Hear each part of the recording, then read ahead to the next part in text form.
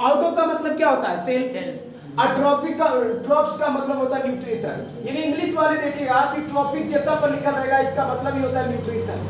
क्या होता है? न्यूट्रिशन। यानी इसका मतलब न्यूट्रिशन होगा, ठीक है, इसका मतलब न्यूट्रिशन, इसका मतलब क्या होगा? और सेल्फ। यानी कि हेट्रो का मतलब अदर, यानी कि दूसरे पे डिपेंड करता है, उसको ऑटोट्रॉपिक्स कहेंगे, हेट्रोट्रॉपिक्स कहेंगे। जो अपने आप पर डिपेंड करता है, किसी दूसरे पर डिपेंड नहीं करता है, उसको ऑटोट्रॉपिक करेंगे। यानी स्व पोषण और पर्पस न्यूट्रिशन बीच ऑर्गेनिक मटेरियल लाइक, इसमें बहुत सारा ऑर्गेनिक मटेरियल, कार्बनिक में कार्बनिक यौगिक कौन कौन से होंगे? जैसे CO2 हो गया, वाटर हो गया। CO2 और वाटर और प्रकाश की उपस्थिति में इसको यूटिलाइज करके भोजन बनाता है। यूटिलाइज करके क्या करता है? भोजन बनाता है। अब जिस प्रकार से ये भोजन बनाता है उस प्रोसेस को फोटोसिंथेसिस कहेंगे। क्वेश्चन आएगा फोटोसिंथेसिस द्वारा कौन भोजन बनाता है? तो ग्रीन प्लांट, यानी कि हरे पेड़ पौधे, ठीक है। उसके बाद हेट्रोट्रॉपिक में क्या होता है? ये बीच do not process ability to synthesize the own food, अपने आप से बनाने की क्षमता उसमें एबिलिटी नहीं होती है, वो दूसरे पे डिपेंड होते हैं, तो क्या कहलाएगा? हेट्रोट्रॉपिक। हेट्रोट्रॉपिक यानी कि परपोषण। यहाँ पर सीधे कल हम भी बताए थे कि सिंथेसाइज जहां पर लिखे रहेगा उसका मतलब क्या होगा? थेसिस का मतलब फॉर्मेशन करना होता है। क्या? सिंथेसाइज का मतलब फॉर्मेशन, अपने आप से फॉर्मेशन नहीं कर पाएगा। इसीलिए देखो इंग्लिश भी पढ़ना बहुत ही आसान होता है इसको तोड़कर। इसके अंतर्गत एनिमल्स हो जाएगा और इसके अंतर्गत ग्रीन प्लांट, ठीक है। और आगे की ओर चलते हैं, बारीकी समझते हैं ऑटोट्रॉपिक्स के बारे में। यानी ऑटोट्रॉपिक्स माने स्वपोषण। स्वपोषण किसे कहते हैं? The organism which carry out the autotrophic nutrition is called autotrophs, green plant।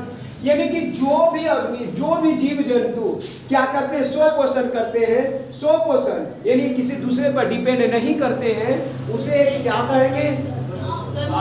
ऑटोट्रॉपिक्स। स्वपोषण नहीं। अब देखो स्वपोषण में होता क्या है, इसमें क्या होता है कि यूज क्या क्या करते हैं? स्वपोषण में यूज क्या करते हैं? सिंपल इनऑर्गेनिक मटेरियल, यानी मतलब कि इसमें सिंपल बहुत साधारण ऑर्गेनिक मटेरियल कार्बनिक यौगिक होता है, इसको कन्वर्ट किया जाता है कॉम्प्लेक्स हाई एनर्जी में, यानी जटिल फूड में चेंज कर देता है, जटिल फूड एनर्जी में चेंज कर देता है, जिसको कहते हैं कार्बोहाइड्रेट्स, ठीक है। आगे देखो, समझ में आया? इसमें ऑटोट्रॉपिक्स में क्या हो रहा है? देखो ऑटोट्रॉपिक्स में क्या हो रहा है, यानी कि सिंपल कार्बनिक यौगिक को किस में चेंज कर रहा है? कॉम्प्लेक्स में, कॉम्प्लेक्स हाई एनर्जी वाला में कार्बोहाइड्रेट में चेंज कर देता है। ग्लूकोज जो हाई एनर्जी, उसको पचाने के लिए उसको बहुत सारा प्रोसेस से गुजरना पड़ेगा, ठीक है। अब उसके बाद यहाँ ये तो समझ में आया, इसमें कन्वर्ट कर देता है क्लोरोप्लास्ट। अब देखो उसको फोटोसिंथेसिस के लिए क्या क्या जरूरी होता है? NH2O, CO2 और क्लोरोप्लास्ट, ये तीनों रहेगा। ये तीनों मिलकर जब भोजन बनाता है तो जी उस प्रोसेस को फोटोसिंथेसिस कहा जाता है, ठीक है। इक्वेशन देखो, इसका इक्वेशन देखो, CO2 लिया, वाटर लिया, 6 कार्बन डाइऑक्साइड, 12 H2O लिया, तो इसको सनलाइट, इसको क्लोरोफिल के उपस्थिति में सनलाइट लेगा। सनलाइट क्या करेगा? क्लोरोफिल का काम क्या होता है? क्लोरोफिल का काम क्या होता है? सनलाइट को क्या करना? अटैक करना, एब्जॉर्ब करना। यानी कि उसमें क्या क्या है? सनलाइट को एब्जॉर्ब करना। तो 6H12O6 और 6O2, देखो बोले O2 रिलीज करेगा, साथ साथ में जल भी करेगा, रिलीज करेगा, और उसके साथ में ये ग्लूकोज बन के तैयार हो जाएगा। और यही सब हम लोग खाएंगे। इसका बेस्ट मटेरियल को हम खाते हैं। किसका बेस्ट मटेरियल को? प्लांट के बेस्ट मटेरियल हमारा बन जाता है। अब देखो रॉ मटेरियल क्या क्या है, माने उसके कच्चे माल क्या क्या होते हैं, फोटोसिंथेसिस के प्रकाश संश्लेषण में क्या क्या होते हैं। पहला तो तुम लोगों को पता है कि सनलाइट चाहिए, प्रकाश जरूरी है चाहिए, और दूसरा में क्या? क्लोरोफिल होना चाहिए, और CO2 होना चाहिए, वाटर होना चाहिए, ठीक है। तो क्लोरोफिल क्या करता है? काम करता है, एब्जॉर्ब किया जाता है। यानी जब भी बोलेगा कि फोटोसिंथेसिस के लिए कौन कौन घटक होते हैं, तो सनलाइट हो गया, सनलाइट, क्लोरोफिल हो गया। क्लोरोफिल का काम क्या होता है? सनलाइट को एब्जॉर्ब करना। यानी CO2 क्या होता है? CO2 जो होता है इंटर करता है स्टोमाटा से। देखो CO2 इंटर करता है कहां से? स्टोमाटा से। कल भी बताए थे कि कोई भी लीफ के अंतर्गत एक टाइनी पोर होता है, यानी पतली पतली रंध्रियां पाई जाती है। रंध्रियां के अंदर द्वार कोशिका होता है। क्या होता है? द्वार कोशिका होता है। और द्वार कोशिका में कौन करता है? द्वार कोशिका, यानी जब भी वो खुलेगा ऐसे खुला तो वो O2 को रिलीज कर देगा और CO2 को अब्जॉर्ब कर लेगा, अपने आप में ले लेगा, और उसके साथ साथ वाटर भी रिलीज करेगा। समझ में आया? वाटर का लॉस होता है, यानी कि हम ऑल ओवर जाने कि खाना बनाने के लिए कौन कौन से चीजों को रिलीज हो रहा है, कौन कौन सा लॉस कर रहा है, वाटर को लॉस कर रहा है और ऑक्सीजन को लॉस कर रहा है। ठीक है, अब यहाँ ध्यान देना, वाटर जो होता है कहाँ से डिसॉल्व करता है, mineral like nitrogen phosphorus taken through the किससे, रूट से, यानी जड़ के द्वारा प्राप्त करता है वाटर को, और उसमें मिला हुआ रहता है, क्या क्या मिला हुआ रहता है, नाइट्रोजन फास्फोरस, ये रूट से यानी कि जड़ से क्या करता है, एब्जॉर्ब करता है। यानी साइट फोटोसिंथेसिस के साइट कौन कौन से है, साइट क्या क्या है, मेन देखो, अब यहाँ देखो मेन साइट क्या क्या है, मेन इवेंट ऑफ और क्या होता है, क्लोरोप्लास्ट लीफ में क्लोरोप्लास्ट, देखो क्लोरोप्लास्ट हर जगह होता है, तना में भी होता है, ऐसा नहीं जहां जहां रहता है सब जगह खाना बन सकता है, जहां जहां क्लोरोप्लास्ट होगा सब जगह खाना बन सकता है। वैसे देखो क्लोरोप्लास्ट कंटेंट क्लोरोफिल, ये क्या करता है, क्लोरोफिल, क्लोरोप्लास्ट क्या कंटेंट करता है, क्लोरोफिल किसको अब्जॉर्ब करता है, किसको अब्जॉर्ब करता है, सनलाइट नहीं, प्रकाश को, और ग्रीन पिगमेंट होता है उसमें, उसी को ग्रीन पिगमेंट होता है, इसको ग्रीन में पर्ण हरित बोला जाता है, इसको हिंदी में क्या बोलते हैं, पर्ण हरित बोला जाता है। ठीक है, अब देखो इसका इवेंट क्या क्या है, देखो absorption of light energy by chlorophyll ना, यानी क्लोरोफिल को क्या करेंगे, एब्जॉर्ब करेंगे। अब क्लोरोफिल एब्जॉर्प्शन होता है लाइट का, अब ये लाइट एनर्जी को किसमें चेंज कर देंगे, किसमें, केमिकल एनर्जी, यानी कि जो प्रकाश ऊर्जा है, अब प्रकाश ऊर्जा को तोड़कर किसमें, रासायनिक ऊर्जा में चेंज करेंगे, और फिर इसको स्प्लिटिंग ब्रेकिंग क्या करेगा, वाटर के रूप में तोड़ेंगे, हाइड्रोजन एंड ऑक्सीजन। अब देखो इसमें reduction of CO2 to carbohydrates, अब देखो इसमें रिडक्शन, एक चीज पढ़ा होगा, अब कारक अब करण, अब कारक अब करण, रिडक्शन होता है, एक होता है केमिस्ट्री में पढ़ा होगा रिडक्शन, एक क्या होता है ऑक्सीडेशन, और एक होता है रिडक्शन। ऑक्सीडेशन में ऑक्सीजन को जुड़ना, रिडक्शन में ऑक्सीजन को हटना, हाइड्रोजन को जुड़ना। अब इसमें क्या हो रहा है, रिडक्शन होगा, अभी तुरंत इसमें जो जैसे होगा 6 CO2 प्लस 12 H2O, तो इसमें क्या हो रहा है, CO2 यानी कि हाइड्रोजन को क्या होना है, अपकारक में क्या होता है, अपकरण में क्या होता है, जुड़ता है, क्या चीज जुड़ता है, ऑक्सीजन जुड़ता है अपकरण में, हाइड्रोजन जुड़ता है, ऑक्सीडेशन में ने ऑक्सीकरण में ने ऑक्सीजन जुड़ता है, अपकरण में हाइड्रोजन जुड़ता है, हाँ हटता है, ऑक्सीजन को हटता है। तो देखो C6H12O6, यहाँ देखो और इसमें से O2 निकल रहा है, तो निकल रहा है, O2 निकल रहा है, इससे जुड़ा हुआ, इसीलिए इसको reduction of CO2 of carbohydrate, carbohydrate से CO2 को रिडक्शन कर दिया गया, हटा दिया गया, नहीं हटा दिया गया, रिड्यूस कर दिया गया। अब यहाँ ध्यान देना, अस्टोमाटा के बारे में हम अभी बताएं, उसके पास क्या होता है, एक छोटी रंध्र पाया जाता है, नहीं अस्टोमाटा जो होता है इस हिंदी में रंध्र होता है, तो प्रेजेंट होता है कहाँ पर, लिप्स में। इसका फंक्शन क्या क्या होता है कि इसको एक्सचेंज करता है गैस को, लिप्स में ही एक्सचेंज होता है ना गैस को। अगर जो पूछ लिया जाए मानव में गैसों का एक्सचेंज कहाँ होता है, फेफड़ा में, फेफड़ा में कौन सी जगह, एल्वुलाई, नहीं, तो यहाँ ध्यान देना तो देखो अब क्या करता है, क्या क्या लॉस करता है, एबाउट वाटर करता है ड्यूरिंग ट्रांसपिरेशन। देखो ट्रांसपिरेशन में वाटर एक टर्म आता है, ट्रांसपिरेशन किसे कहते हैं, ट्रांसपिरेशन जब भी आएगा टर्म तो क्या कहेगा, ध्यान सुनो, एक ट्रांसपिरेशन और दूसरा ट्रांसपोर्टेशन होता है, दोनों अलग अलग बातें हैं। ट्रांसपिरेशन में प्लांट के द्वारा लॉस कर रहा है क्या, वाटर को, तो ट्रांसपिरेशन, समझ में आ रहा है। अब जब ट्रांसपोर्टेशन में क्या होता है, उसमें संवहन जो होता है, बहुत सारे पदार्थ होता है, क्या क्या होता है, हार्मोन्स का ले जाता है, वाटर का ले जाता है, नहीं जिसमें दो होता है, जाइलम और फ्लोएम प्लांट में, तो वो अलग होता है, ठीक है। तो ये फंक्शन क्या क्या करता है, स्टोमाटा का दो फंक्शन हुआ। इसके आगे हम जानते, देखो स्टोमाटा का ये चित्र है, ये अच्छा है स्टोमाटा का, देखो ये जो पार्ट है ये सब है जो क्लोरोप्लास्ट है, क्लोरोप्लास्ट है, और ये स्टोमाटल पोर है, ये सब जो है दिख रहा है स्टोमाटल पोर, इसके अंदर बहुत सारा रहता है, अब वहीं पर रहता है क्लोरोप्लास्ट। और ये देखो खुलता है बंद होता है, खुलता है बंद होता है, खुलता है बंद होता है, ये किसके द्वारा होता है? द्वार कोशिका का।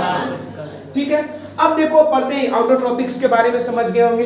अब हेटेरोट्रोपिक्स माने परपोषण के बारे में समझते हैं, जो दूसरे पे डिपेंड होते हैं। क्या हम लोग खाना खुदे बनाते हैं? नहीं, दूसरे पे डिपेंड करते हैं। मुर्गी खा जाते हैं, दूसरे पर नहीं है। तो हेटेरो का मतलब अगर नहीं, दूसरे पर परपोषण। तो परपोषण में देखो, परपोषण भी 3-4 प्रकार के होता है। देखो, एक होता है होलोजोइक, सैप्रोफाइट और पैरासाइट। नहीं, पैरासाइट जो हम लोग हैं, जो होलोजोइक न्यूट्रिशन है। हेटेरोट्रोप्स माने अदर पर डिपेंड करते हैं, बहुत सारा के अदर पर डिपेंड होता है। ये खाली मरल उरल पर डिपेंड करता है, ये दूसरे पर डिपेंड करता है, माने दूसरे के शरीर से भोजन लेता है। इसमें करता है डेड इन डिकेइंग एलिमेंट से भोजन प्राप्त करता है। ये भी डिपेंड करता है, लेकिन ये मरे हुए नीचे से प्राप्त करता है। समझ गया? जैसे इसमें हो जाता है फंगी, और इसमें होता है animal like solid food. Solid food को लेते हैं और उसको तोड़ते हैं। तो सॉलिड फूड कौन लेते हैं? ह्यूमन बींग्स, एनिमल्स, ये सब नहीं लेते हैं। तो उसको टूटता है, क्या करता है? टूटता है भोजन। तो हम लोग कौन सा परपोषण है? होलोजोइक परपोषण है, यानी को होलोजोइक न्यूट्रिशन है। आगे आता है सैप्रोफाइट। सैप्रोफाइट का मतलब दूसरे पर डिपेंड है, डेड एंड डिकेइंग एलिमेंट, यानी कि डेड मरे हुए पर नीचे से लेता है। वह मरे और सड़े हुए पदार्थ से अपना भोजन कर लेता है। जैसे मशरूम तुम लोग जानते हो नहीं? मशरूम क्या करता है? तो मशरूम के लिए देखो लगा हुआ है बगल में हम लोग का घर में मशरूम, बहुत सारे उसमें डाला जाता है, डेड एंड डिकेइंग, उसको मैटर को डाल देते हैं, उसके बाद मशरूम निकलता है नहीं। अब यहाँ देखो तीसरा पैरासाइट। पैरासाइट सबको पता है, ये आउटसाइड रहता है ऑर्गेनिज्म का। देखो parasite live in inside the outside other organism host, derive the nutrition from this cuscuta. तुम लोग को प्लांट पैरासाइटिक्स होता है, जैसे कि हम लोग के अंदर जोक्स रहता है पेट में अंदर, नहीं जोक रहता है, तू खाना खाता है बनाता है नहीं, हम जो खाना खाते हैं नहीं वही खा लेता है, हमरे से प्राप्त कर लेता है एनर्जी। उसी प्रकार प्लांट में एक कस्कुट्टा होता होगा, देखते होगे नहीं कि हर जगह होता है। जैसे बहुत सारा हम लोग उधर जाता है जो बैर ऊपर फेंकल रहता है, इसे फेंक देगा तो उससे भोजन को प्राप्त कर लेगा, उसको अपने बढ़ाते जाएगा कस्कुट्टा। उसका नाम क्या है? कस्कुट्टा। वो दूसरे पर माने कि वो भोजन कर रहा है, उसको भी एनर्जी मिल रहा है, उससे प्राप्त होता है। उसके लिए एक होस्ट चाहिए। क्या चाहिए? होस्ट। चाहे जैसे ढिल्ला हम लोग कौन चाहिए? उसके लिए होस्ट है। अच्छा, होस्ट किसको करेंगे? जैसे हमारे घर कुटुंब आया, मैंने कोई अतिथि आए, तो अतिथि आए तो हम उसको शरण दिए, तो हम होस्ट कर रहे हैं, हम उसके लिए होस्ट हो गए। अब खाना खाया वो नहीं, हम जो हमारे पास जो बना वो खाना खाया, तीसरा सा होस्ट होता है। तो ठीक है, तो जैसे में इसमें क्या हो गया? अमीबा हो गया। अमीबा भी देखो होलोजोइक न्यूट्रिशन, ये भी आपको भोजन को तोड़ता है। इसीलिए अब देखो एनिमल्स हो गया, इसमें जितना भी एनिमल्स, जैसे बोलेंगे ह्यूमन बींग्स हो गया, एनिमल्स हो गया। समझ में आया? आरी बात समझ में? उसके बाद देखो how do organism obtain their food, मतलब कि अब है जीव जंतु भोजन को कैसे लेते हैं। अब हम लोग को पता है मुंह द्वारा लेते हैं। अब धीरे धीरे पढ़ेगा, तुम लोग के परीक्षा में आएगा क्या आएगा? अमीबा के बारे में लिखने के लिए अमीबा का चित्र बनाए, यानी कि और उसके बारे में किस तरह से पोषण करता है। अमीबा में पोषण कैसे कैसे होता है, इस तरह से लिखने के लिए कहेगा।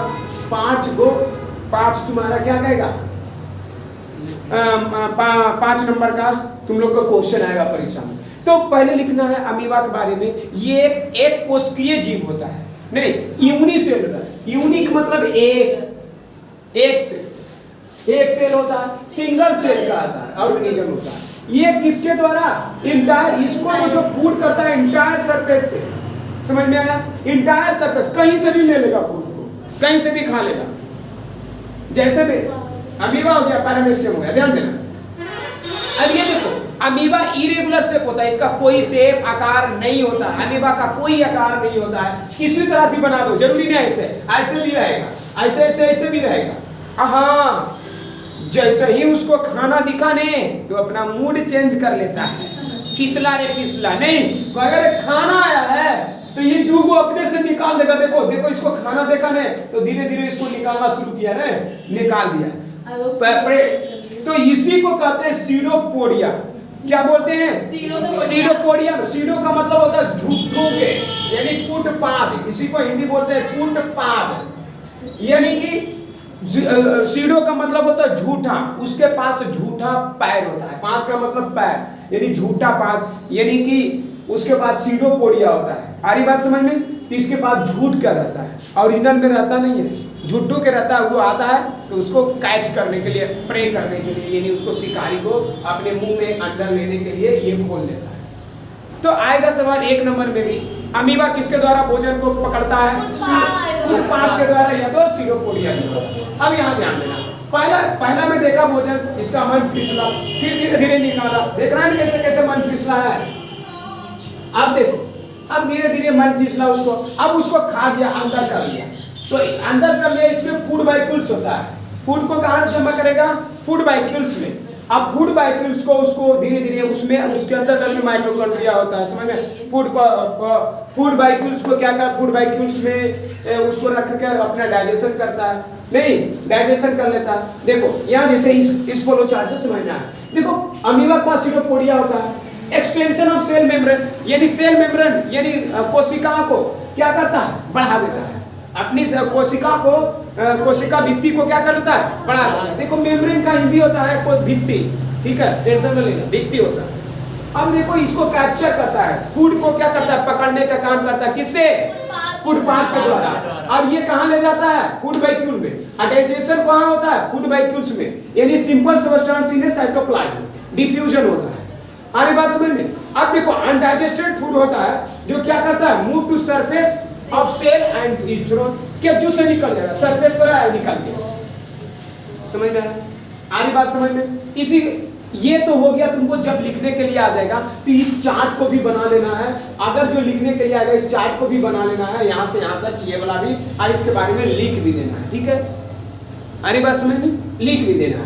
देखो आगे बताते हैं अब पैरामेशियम। पैरामेशियम के भी बारे में तुम लोग को लिखने आता है। पैरामेशियम ये चप्पल आकार का होता है, चप्पल पहनता है ना, चप्पल आकार का होता है पैरामेशियम, ठीक है? तो पैरामेशियम का फोटो दिया हुआ ना दिया हुआ, चलो कोनो बात नहीं,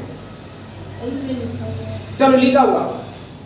देखो पैरामेशियम ये इसके पास सीलिया होता है, ये चप्पल का आकार का होता है, इस तरह से, और इस तरह से होता है, इसका निकला हुआ रहता है, इस तरह से जो निकला हुआ रहता है ना, इसी को सीलिया बोलते हैं। इसी को क्या बोलते हैं? सीलिया बोलते हैं। Present all over the body, यानी सभी बॉडी, पूरे बॉडी में इसका प्रेजेंट है। ये कोशिकीय जीव होता है। तो वो लिखने के लिए आएगा, कैसे कैसे लिखोगे ध्यान से समझना है। अब ये क्या करेगा? ये फूड को लेता है किसके थ्रू? पैरामेशियम आता है अमीबा पुटपाथ के द्वारा। आइए सीलिया, हिंदी में भी सीलिया, इंग्लिश में भी सीलिया। आ रही बात समझ में? तो इसका क्या होता है? स्पेसिफिक स्पॉट होता है।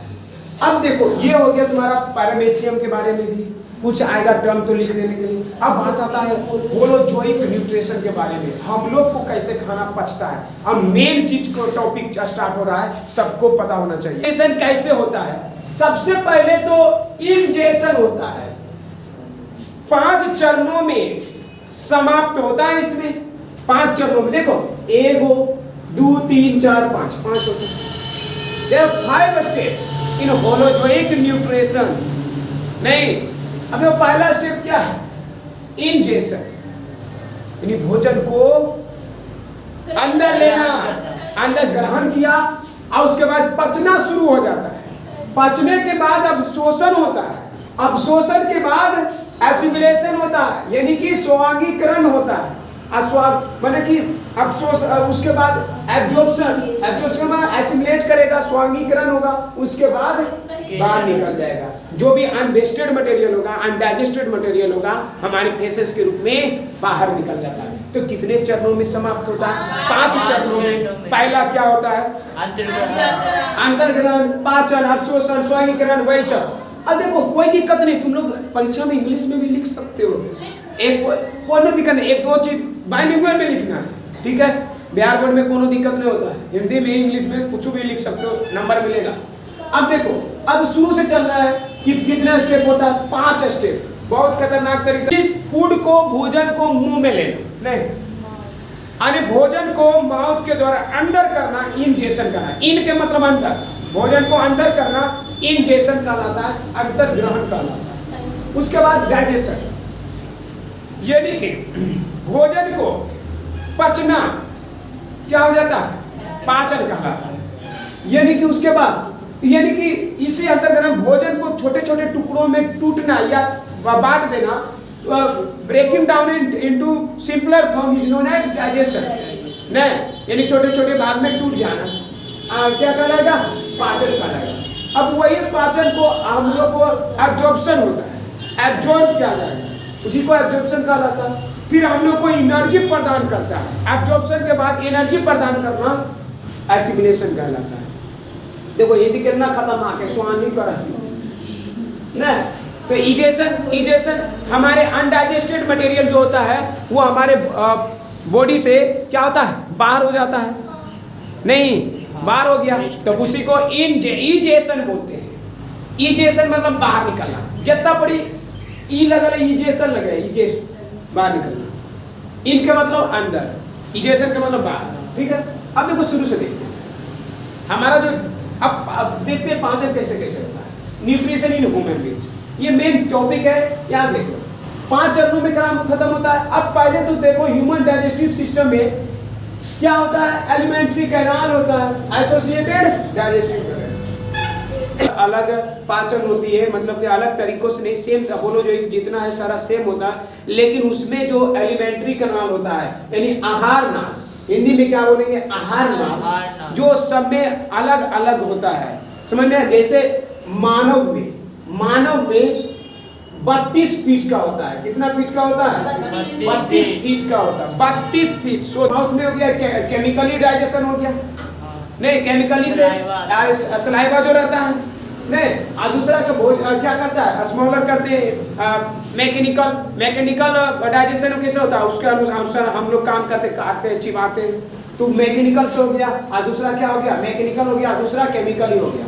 केमिकल में जैसे सलाइवा हो गया, सलाइवा एंजाइम आता है, सलाइवा जो हमारे माउथ में ही रहता है, ठीक है हाँ। और उसके बाद देखो तो टीथ से के हेल्प पे क्या करते हैं, च्यूइंग करते हैं और ग्रेडिंग करते हैं, चिबाने और काटने का काम करते हैं। और टंग से हेल्प से फूड को रोल करते हैं, चबाते। अब मिलाने में काम करता है और टेस्ट करने में भी काम करता है। टंग दोनों चीज में हेल्प करता है, टेस्ट करने में और भोजन को मिलाने में काम करता है। ठीक है, ध्यान से समझना, जब न्यूट्रिशन इन ह्यूमन बीइंग्स लिखे ला देगा पाचन के बारे में, तो ह्यूमन के मानव के पाचन के बारे में बताएं तो इस तरह से लिखना होगा। अब यहाँ ध्यान देना है। तो उसके बाद देखो इसको टेस्टिंग ऑफ फूड होगा, अब निगलने में भी काम करता है, पुश डाउन करता है फूड को, कौन, जीभ के द्वारा। अब देखो सलाइवरी ग्लैंड, अब मैकेनिकल तो हो गया, मैकेनिकल हो गया, केमिकली में आते हैं। सलाइवरी ग्लैंड होता है, उसमें सीक्रेट हमारे माउथ में आएगा। कौन सा ग्लैंड पाया जाता है माउथ में, कौन सा ग्लैंड पाया जाता है, salivary gland. Salivary gland mouth में, सलाइवरी ग्लैंड पेट में, गैस्ट्रिक ग्लैंड। देखो अलग अलग बताएंगे, सब जगह होगा, ये सब 1 नंबर वाला क्वेश्चन में आएगा। अब देखो इसको सीक्रेट करता है क्या, सलाइवा। सलाइवा होता है जो म्यूकस जो चिपचिपा टाइप के होता है, देखते हो बाहर निकलते हो कि जितना बड़ा एलिमेंट्री कैनाल होगा उतनी अच्छा से पाचन होगा।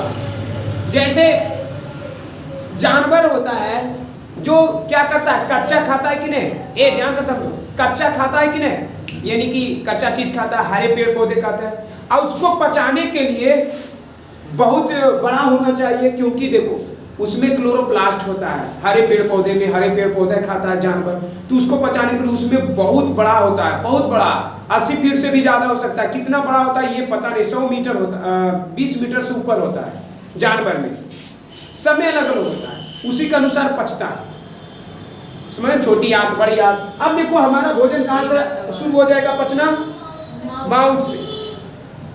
माउथ में जैसे गया तो भोजन को इनटेक करते हैं। अब टीथ को जैसे ही च्यूइंग करते हैं, टीथ से हेल्प को क्या करेंगे, चिबाएंगे।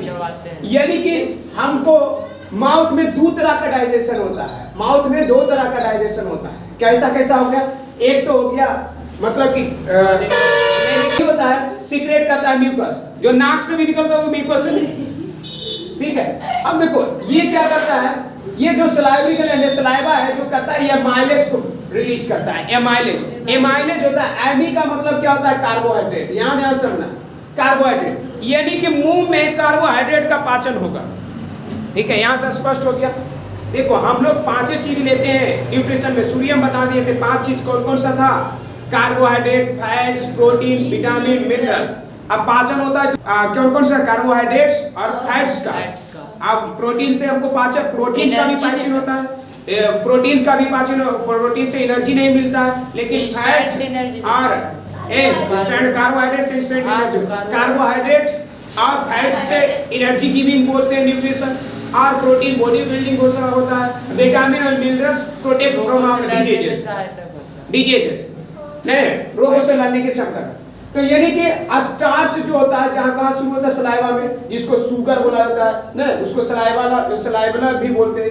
एमाइलेज कहाँ से निकलता है, मुंह से। कौन सा ग्लैंड से, सलाइवरी ग्लैंड। सलाइवरी ग्लैंड कहाँ पर जाता है, माउथ में, ठीक है। अब देखो उसके बाद मुंह से अब यहाँ काम हो गया, अब ठेलेगा अंदर। क्या वो ठेलेगा अंदर, अब ठेलेगा अंदर तो उसको बोलेंगे ओसोफेगस।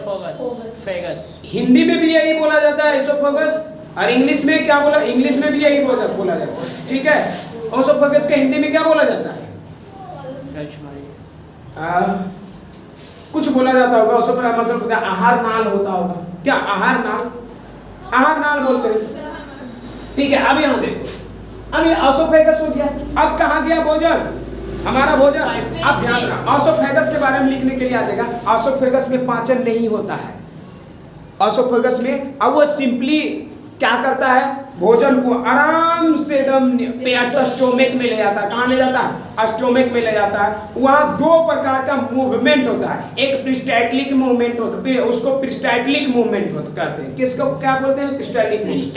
यानी पेरिस्टाल्टिक मूवमेंट जब भोजन जाएगा तो फैलेगा, संकुचन और फैलना को क्या बोलते हैं, हाँ फैलाव होता है, लेकिन उसी को बोलते हैं। देखो peristaltic movement from the stomach, ये पेरिस्टाल्टिक मूवमेंट यानी कि किसी तरह से खरोच नहीं आने देते हमारे आहार नाल में, आसानी पूर्वक ये स्टोमक में भेज देते हैं। भोजन अब कहाँ चला आया, स्टोमक में। अब स्टोमक में देखो कैसे कैसे पच रहा है भोजन, ये ध्यान दो।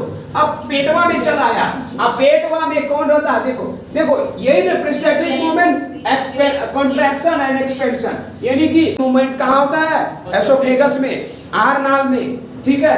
अब देखो अब कहाँ भोजन को भेज दिया, पेट में, स्टोमक में।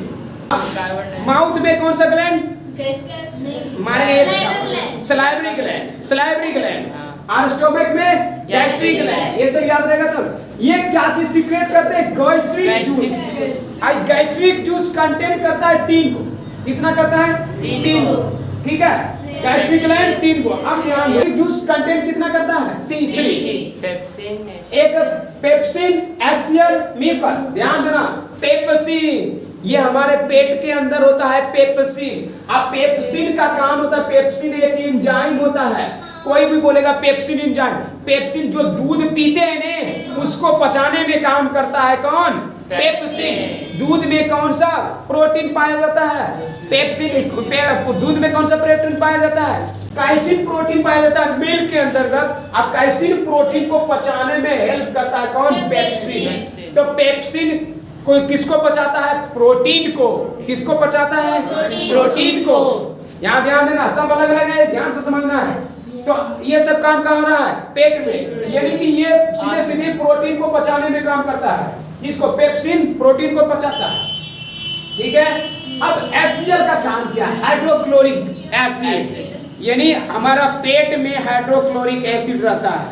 नहीं हिंदी में क्या बोलते हैं, अम्ल, हाँ वही होता है। चलो ठीक है।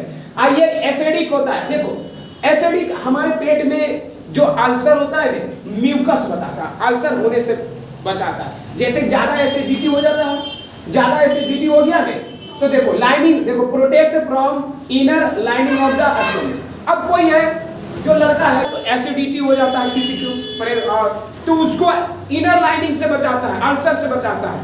कैसे, जब ज्यादा एसिडिक हो जाएगा तो म्यूकस क्या करता है, न्यूट्रलाइज कर देता है। क्या कर देता है, न्यूट्रलाइज कर देता है। न्यूट्रलाइज कर न्यूट्रलाइज के उसमें से क्या होता है, न्यूट्रलाइज कर देना, उदासीन उदासीन कर देता है। क्योंकि म्यूकस जो होता है बेस के रूप में होता है, म्यूकस क्या होता है, बेस होता बेस है, होता है। और क्या होता है, हाइड्रोक्लोरिक एसिड होता है। एसिड ये दोनों मिलेगा तो न्यूट्रलाइज हो जाएगा। न्यूट्रल बन जाएगा। नहीं, अगर सोचो अगर हुआ नहीं तो ये तो दामने गए करने जा रहा है, बैठो नहीं, रुको जरा, रुको, सबर करो। नहीं पूछेगा गैस्ट्रिक ग्लैंड कहाँ पाया जाता है, स्टोमक के अंदर, स्टोमक के अंदर गैस्ट्रिक ग्लैंड। गैस्ट्रिक ग्लैंड क्या कंटेन करता है, गैस्ट्रिक जूस। गैस्ट्रिक जूस होता है जो तीन प्रकार के होता है, निकालता है। कौन कौन पाएगा, पेप्सिन, एंजाइम, पेप्सिन, HCl, और दूसरा म्यूकस। पेप्सिन किसको पचाने में हेल्प करता है, प्रोटीन, सीधे सीधे प्रोटीन। कैसिन आ गया परीक्षा में, कैसिन दूध के प्रोटीन को कौन सा प्रोटीन बचा